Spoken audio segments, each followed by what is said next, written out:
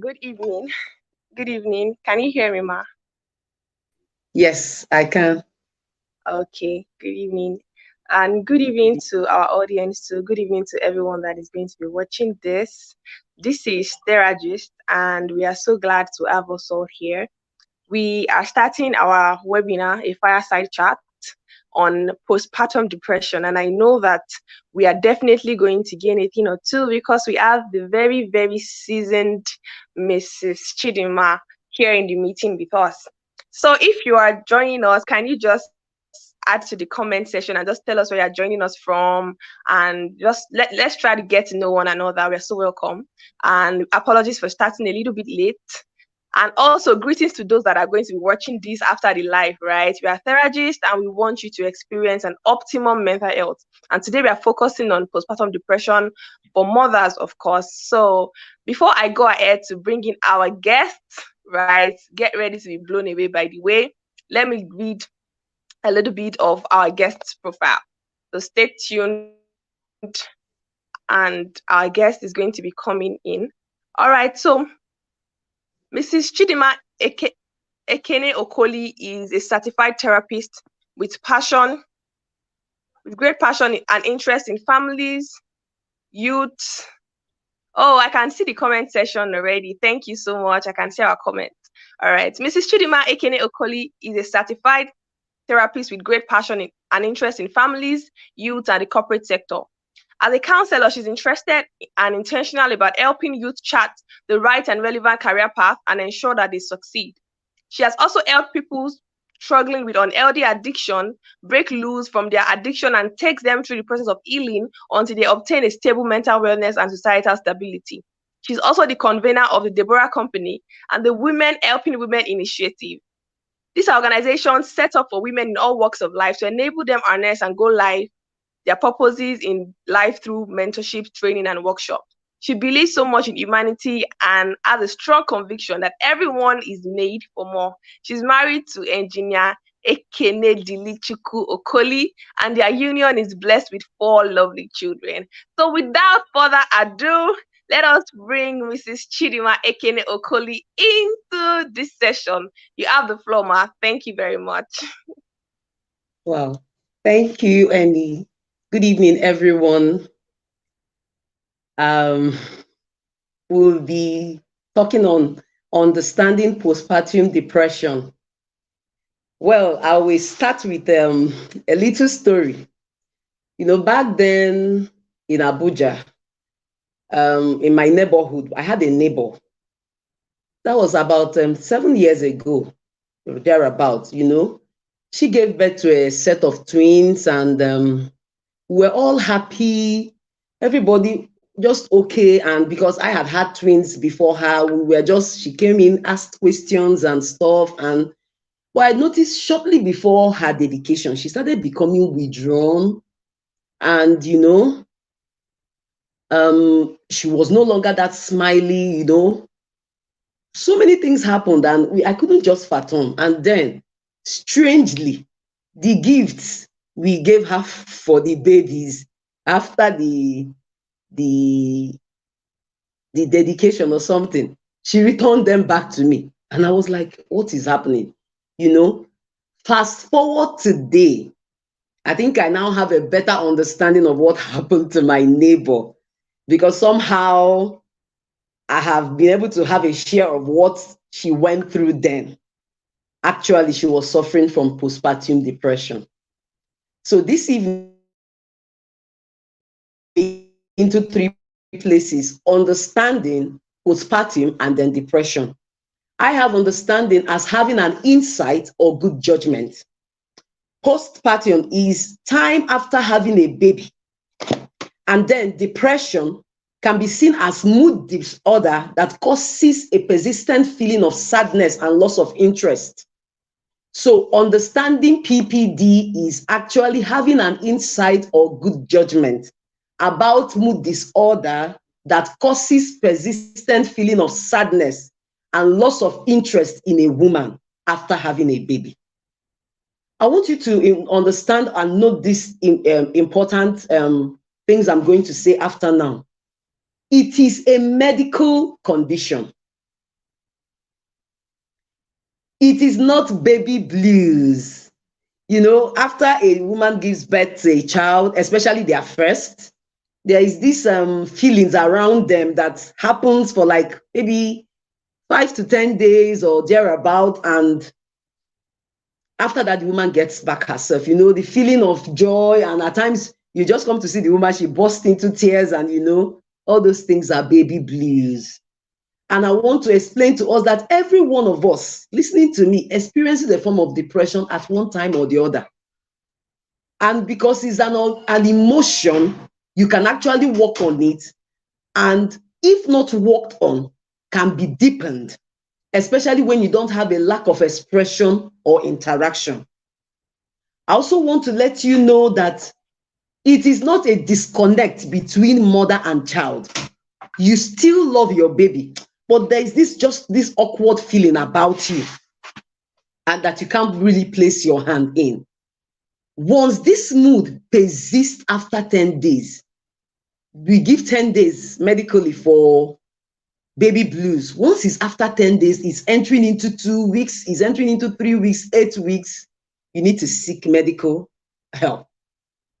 And if it passes those periods, it becomes what we call clinical concern. If PPD, that's postpartum depression, is not attended to, it can lead to PPP. What do we call PPP? Postpartum psychosis. When it now becomes a mental disorder, and in medicine is now a clinical concern that will require not just a therapist now, but even a psychiatric. I'll tell you another story, and this happened to me. All right, I have 3 children, a set of twins, and then the elder one. And then shortly after 9 years, I thought to myself I was done with childbearing. After 9 years, I found out that I was pregnant. That's 2019 with IUD. I had my family planning, and you could imagine that kind of it gave me some issues, and there were a lot of things happening around in my family at that time. I felt I was irresponsible. There was this feeling. I was always crying, and fast forward to March 2020, COVID-19 started. And I gave birth to the last baby the day the total lockdown happened, 31st of March. And giving birth to the baby, everything went on fine. And then after some time, I noticed the baby came out and I wasn't out. I started having bleeding, and somebody that gave birth around 8 a.m. in the morning, I came out of that delivery session by 12 midnight the next day, coming out to meet a baby that had jaundice. Very a terrible one, that I had to go back to the hospital in the midst of that COVID. Number one is you can't even find anybody, because the hospitals were made to discharge patients and we're just alone with the child. And a lot of information, a lot of things were happening at that moment around me, around the baby first. I was feeling as if I failed everybody. They are talking that you're trying to put yourself together. Is now baby after 9 years. Who does that? That kind of thing. Now baby don't come. She has jaundice. You are in and out of the hospital with all the drama of COVID-19 and everything. So you could actually understand where I was at that time. It wasn't a funny incident. And I want to tell a woman out there listening to me or would listen to me that you are not alone. I think that's the basics of this. That's why we are breaking this silence, because a lot of women feel that something is wrong with them. And when you now have uninformed people around you, they relate it to some big things, or even say you are having some issues, just start tracing your background and the rest. But I want to tell you that you are not alone. There are factors that lead to PPD, that's postpartum depression. The first one is people that have had previous depression issues or history. It can actually, because when you are pregnant, a lot of hormones are secreted and stuff. Giving birth, most times the coming back of those hormones to make you stable as a normal person now without you've given birth takes time. And people who may have had previous depression history stand a high risk of having postpartum depression. That's one.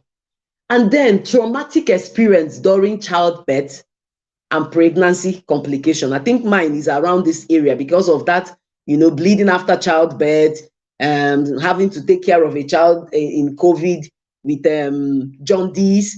You are in and out of the hospital, there is this touch not, don't do this. Although, COVID era and everything that came with it, you must sanitize your hands and 1 meter, 2 centimeter space. Going to the hospital was almost like a nightmare.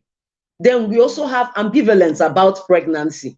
I think my own case fell into this, whether you should have a child or you shouldn't have a child, the timing, am I sure we are ready for this? Why did it come so soon? Why didn't even, is it taking time to come? And now the baby is come, we are not prepared for it. All those issues can actually factor in and cause PPD.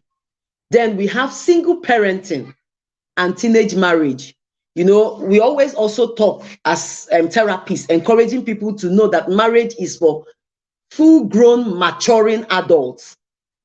When a small girl is taken into marriage or maybe found herself pregnant or stuff, after giving birth, there could be that tendency because she's just looking at the baby. She doesn't even know. There is no mental preparation about that pregnancy, or you were engaged, or you are married, and during the pregnancy something happened and you found yourself, you are now a single parent.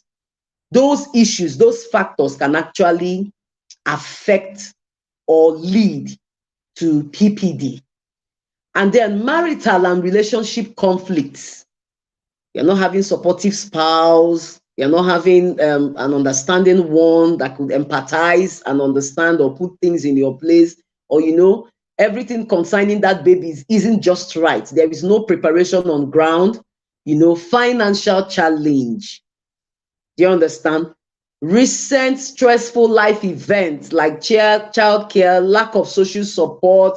Maybe you were living in the midst of people, you are the last born, and now you got married, you found yourself in Canada, or you found yourself in UK, you and your husband alone, and you're about to have a baby.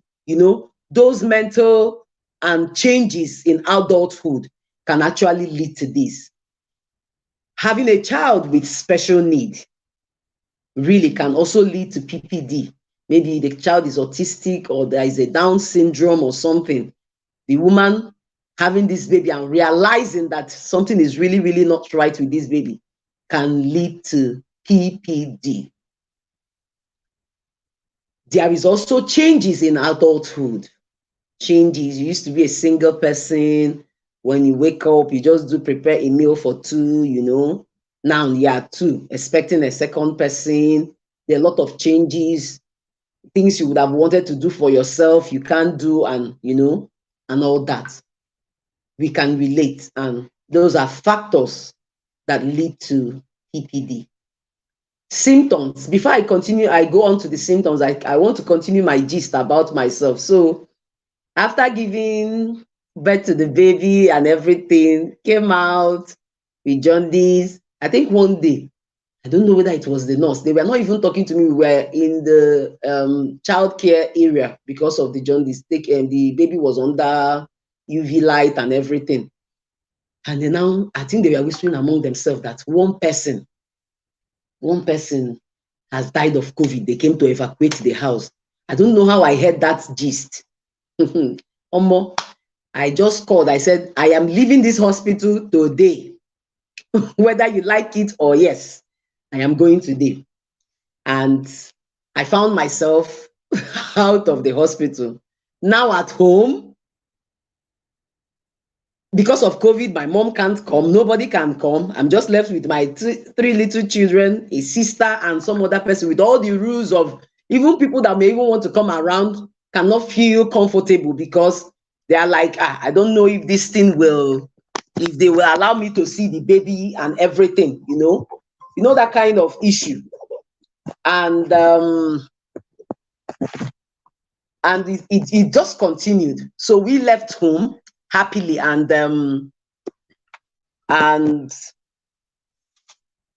coming home, another issue started. Nobody to talk to, you are just alone with the children, having to put things together by yourself with the pains of the suture to stop the bleeding and everything, because it was as a result of tear and everything. Those things started giving me some issues. And I started noticing some of these symptoms I'm going to mention now. One, feeling of sadness, anxiety. Everybody's telling you congratulations, and you're like, for what? If only they understand, anxiety, you are anxious. And then coupled with the fact that this my little baby can eat, and she eats to the extent that she doesn't even know her own when she's satisfied. So the first thing I noticed when we came back was that there was one night I finished feeding her. Next thing, the food was coming out from her nose and everything. She was taking her eye up. I said, God, this one was not planned. Now it has come again with this issue. Now they will not say she purposely killed her baby, that kind of thing. I was anxious. I think I carried that around out. I was calling my other neighbor. I said, please come and see Chichinwa, that kind of thing. And Shinan came, just told me that she overfed, pacified her, and she became okay. That thing made me anxious. At times I will feed her, give her small feeding, just restrain myself, that kind of thing, so that thing doesn't happen. And most times she's crying because she's not well fed. Anxiety, irritable. Those people become unnecessarily awkward about things. Any little thing, she just flares up and starts getting angry. And then we have sense of tiredness. You are so tired, you can't do anything, even to take care of yourself, take your bath and the rest. You are looking worn out and the rest. Do you understand? And stuff.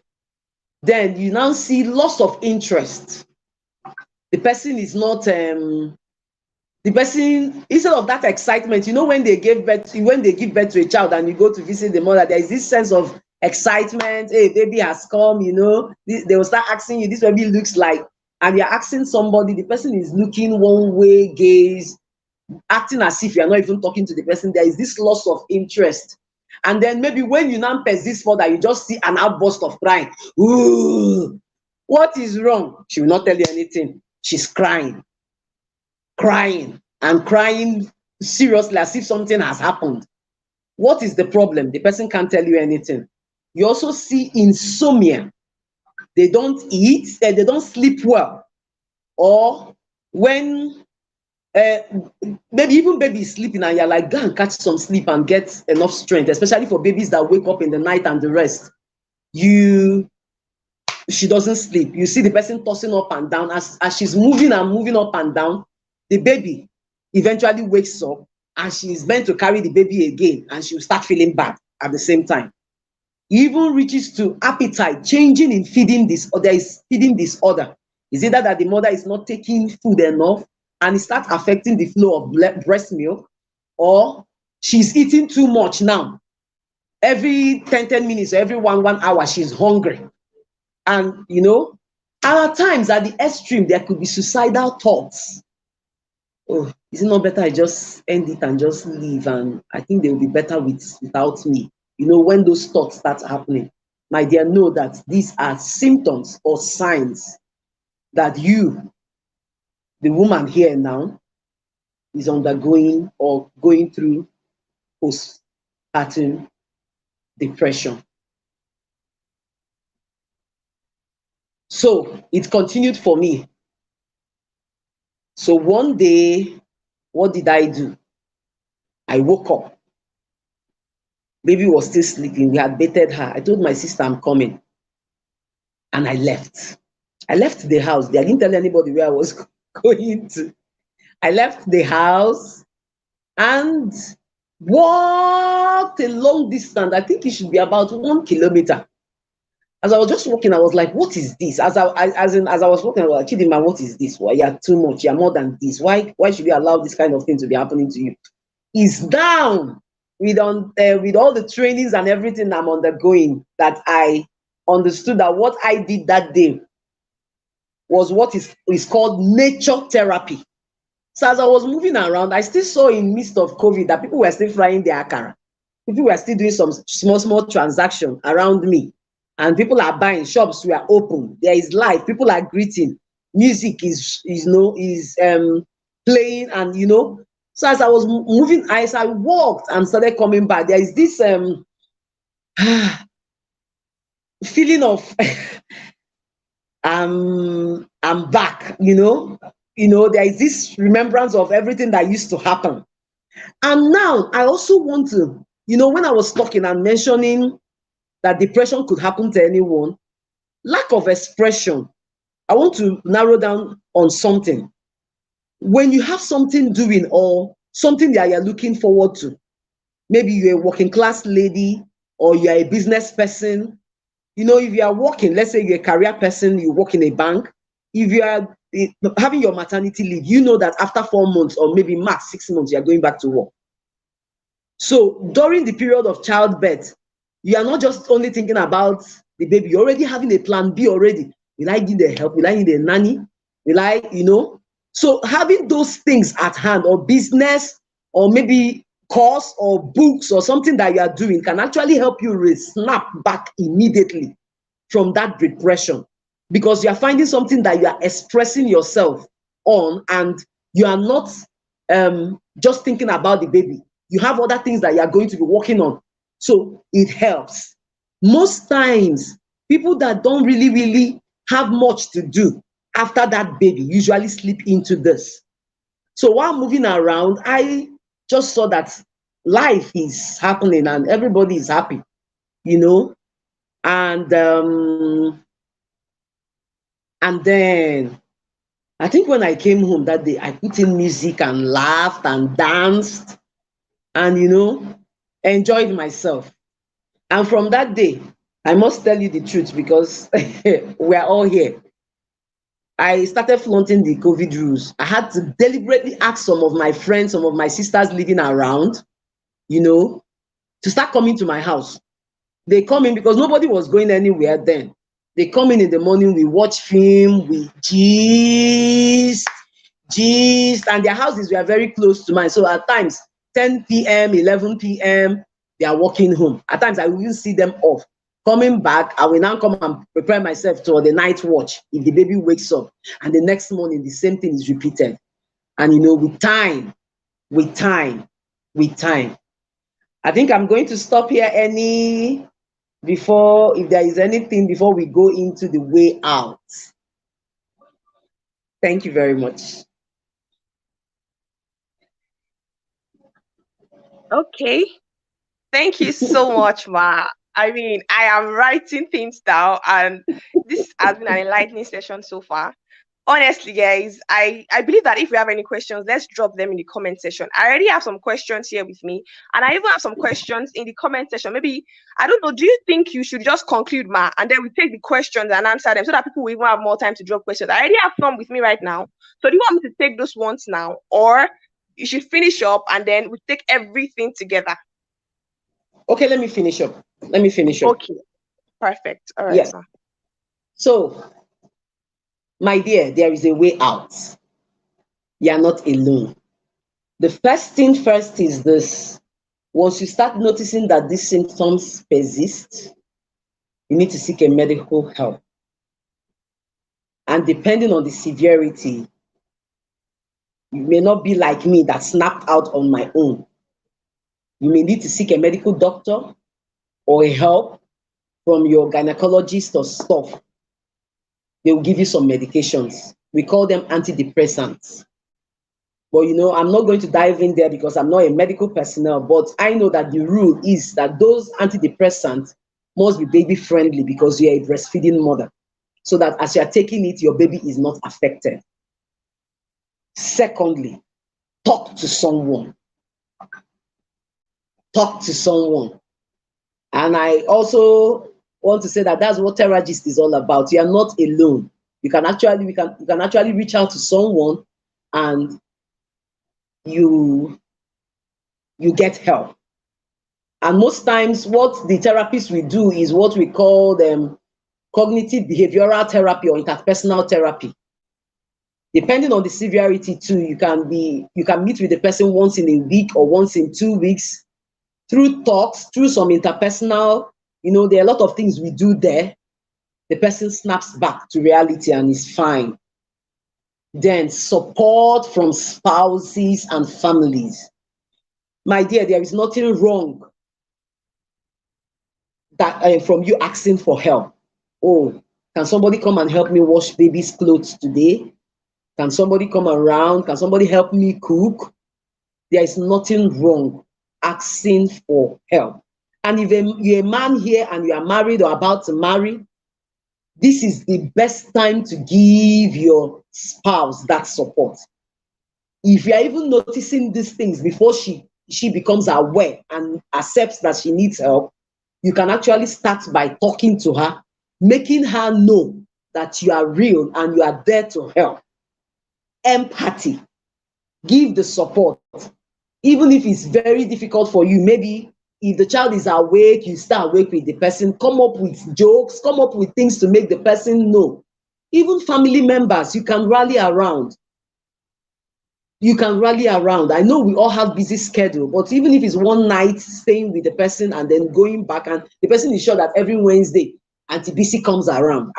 She's always looking forward to it. Auntie BC will come, will gist, With that, looking forward to every Wednesday self helps her to come out of whatever be the issue bothering her. Then lifestyle adjustment.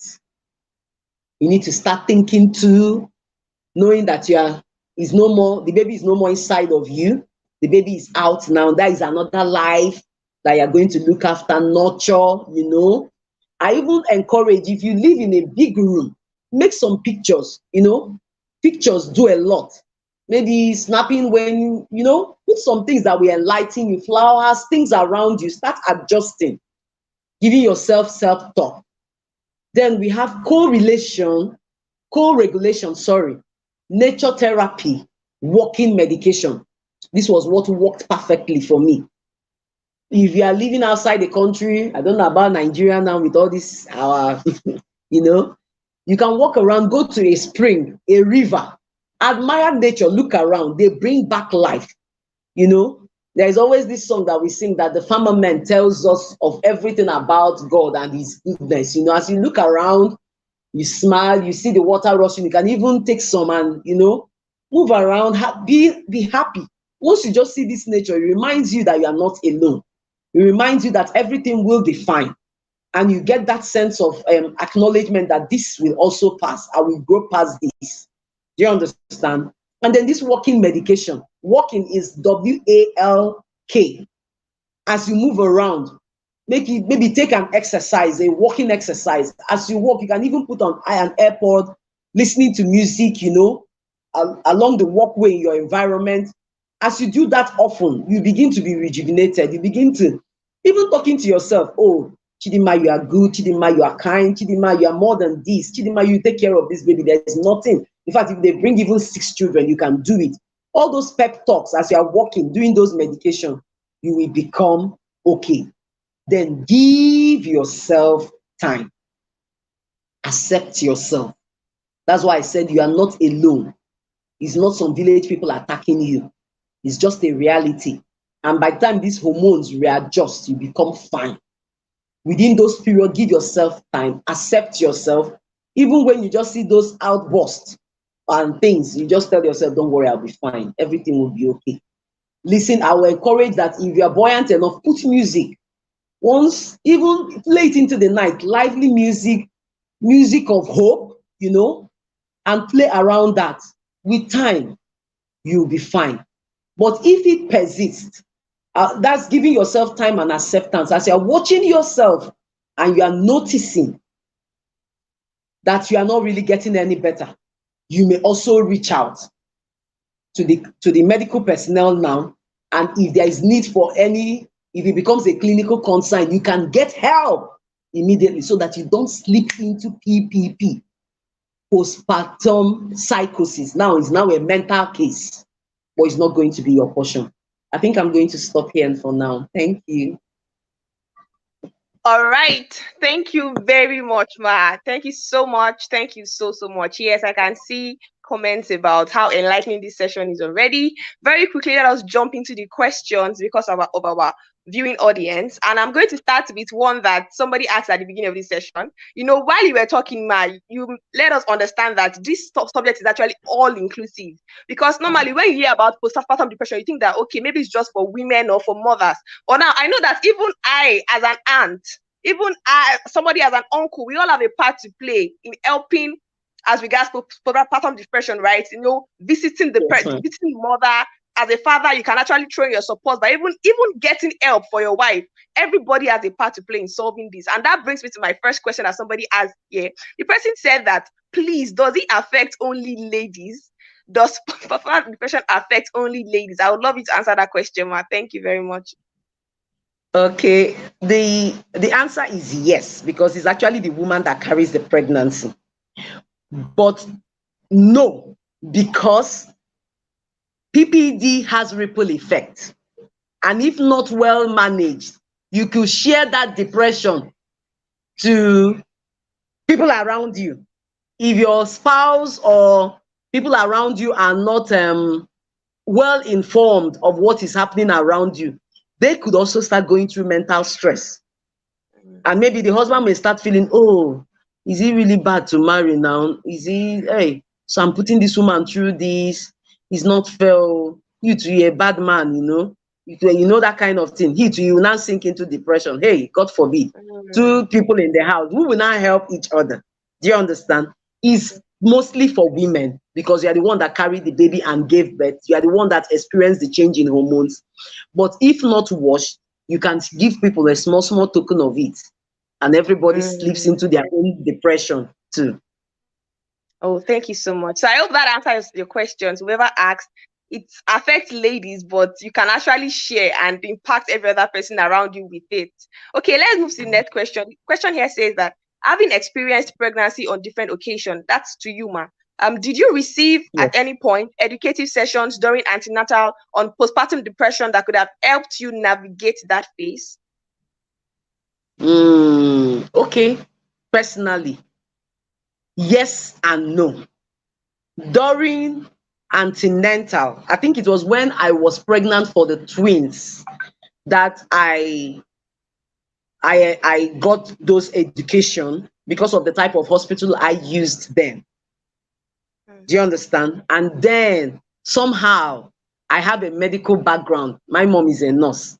So watching her and growing up, I noticed, and I had some sisters that got married before me. My immediate younger sister too, we used that as a case study. So I saw the way she handled everything. That's how I got those little education. So it's yes and no for me. It's depending on the hospital. And that's also what Theragist is also doing, creating awareness that this is also part of the things we should tell expectant mothers so that they are prepared. You know, when knowledge is, when something is not known, how they used to put it, when there is knowledge gap, people cast off restraint, you know. Do you understand? Knowledge is power. So if antenatal weeks or antenatal curriculum can include this, getting a therapist to talk to expectant mothers about this, it will go a long way. It will even help them to identify it immediately. Because most times, because of this lack of expression and fear of maybe being misquoted, the lady or the young woman in question already knows there is a problem, but she doesn't even know who to tell. Maybe you just say, Mommy, I'm feeling sad. They will say, you are banje.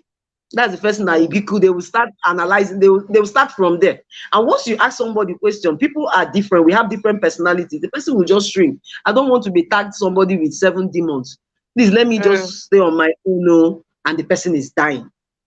Do you understand? So it's something we should include. If you're medical personnel here and we have opportunities to, let's speak out, because women, we are carrying a lot of things in our environment now that is not supposed to be so. Every little thing you are tagged, and we're always at the receiving end. But wake up, girl. There is room for more for you, you know. Do you understand? Speak out and you will get help. Even when they don't ask, you can even initiate it. If your antenatal group is a smaller group, initiate it, ask questions. Please, I've heard of baby blues, I've heard of this. Let the nurse now say she doesn't know. Then you now say, can we bring in somebody that will talk to us? Knowledge is power. Thank you so much.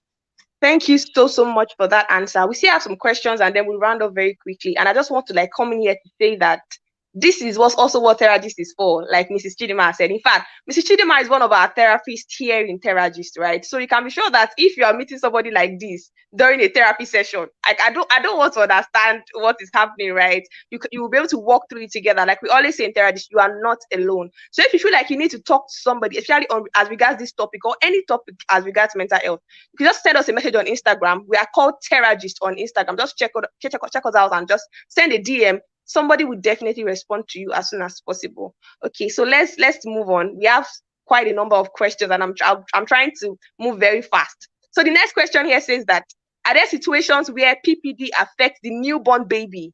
Right? Let's say the nursing mother is ignorant of this knowledge on PPD. Yes. Yes.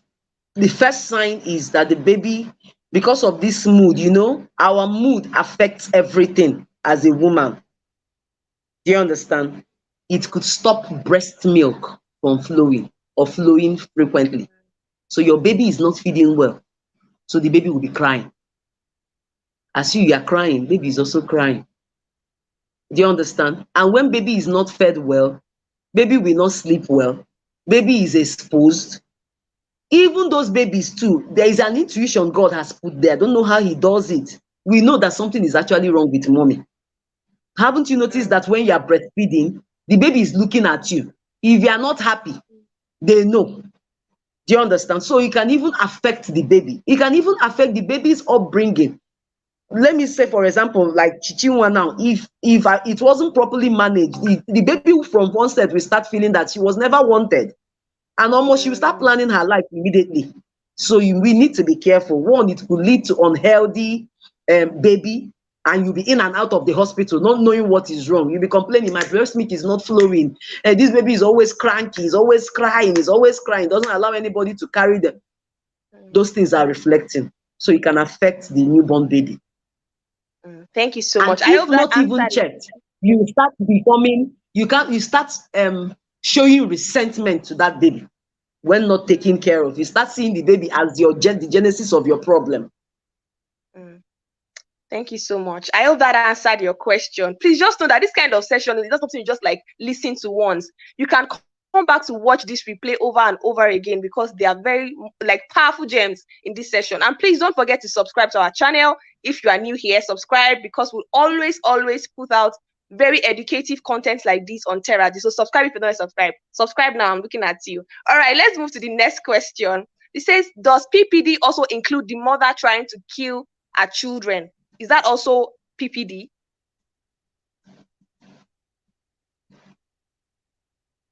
Did you hear me? At the extreme cases, yes. Okay. When if not checked, can lead to PPP. PPP is postpartum psychosis.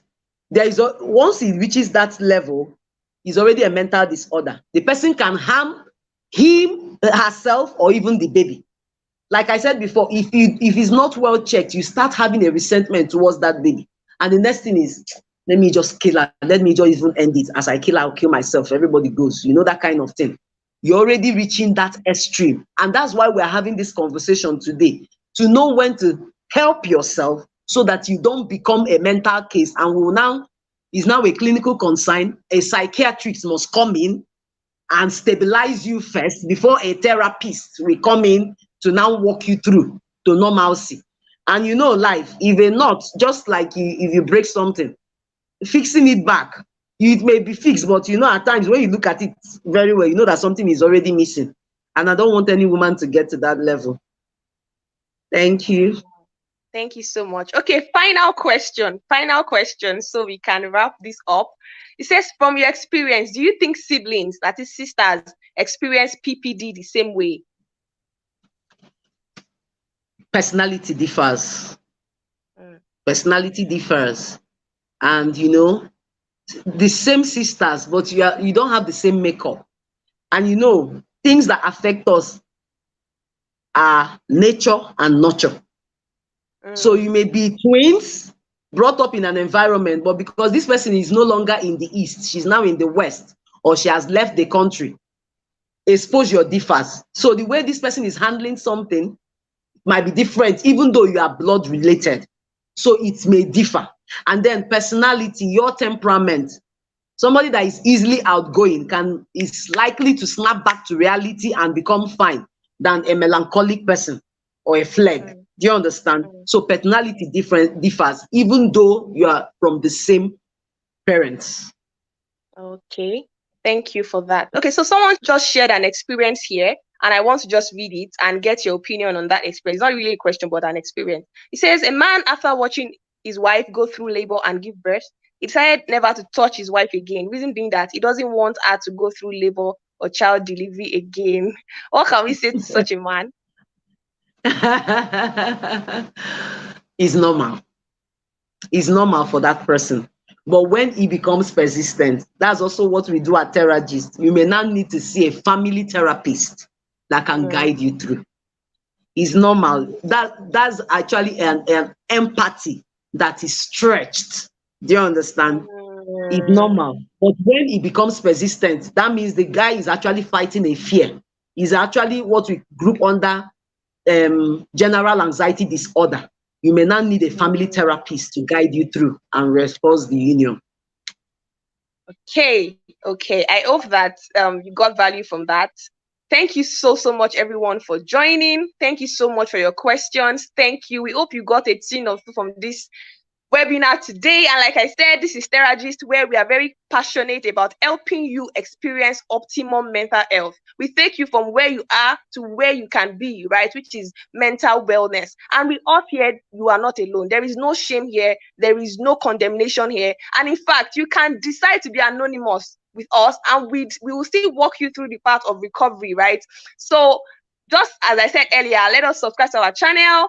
If you have questions, or if you also need a therapist to talk to, send us a DM on Instagram. Somebody will definitely reply to you. And you can always book a session too with us. And we promise that we'll walk you through that path. We will stay with you. And we'll actually also give you someone that we know that has walked through that path. So let's say the issue you want to address, the issue of postpartum depression, we'll give you someone we know from our therapist that has gone through that same experience. So they can give you practical tips, practical feedbacks on how to solve it. So they're not just coming from a place of knowledge, but from a place of experience. That's what we do at Theragist. And we hope that you got value from this webinar. We're going to be ending this webinar now. Next month, we're going to be having another one. It's probably most probably be on child depression, how to know that your child is depressed, how to feel your child's pulse. Like I'm saying, a child of 2-year old, a child of 3-year old, you'll be surprised at how many little children are actually going through depression. You'll be very, very surprised. So I'm going to be talking about that next month. We're going to be addressing it, how to know it as a parent or as a caregiver, as a teacher, and how to work towards helping your child live in a state of mental wellness. So if you are not subscribed yet, subscribe so you can be notified when we go live or when we drop any video as regards mental health. Thank you so much for joining, everyone. We really appreciate you. And don't forget that no matter what you are going through, you are never alone. Thank you so much. Have a very, very awesome evening and a very nice weekend. Bye. Bye.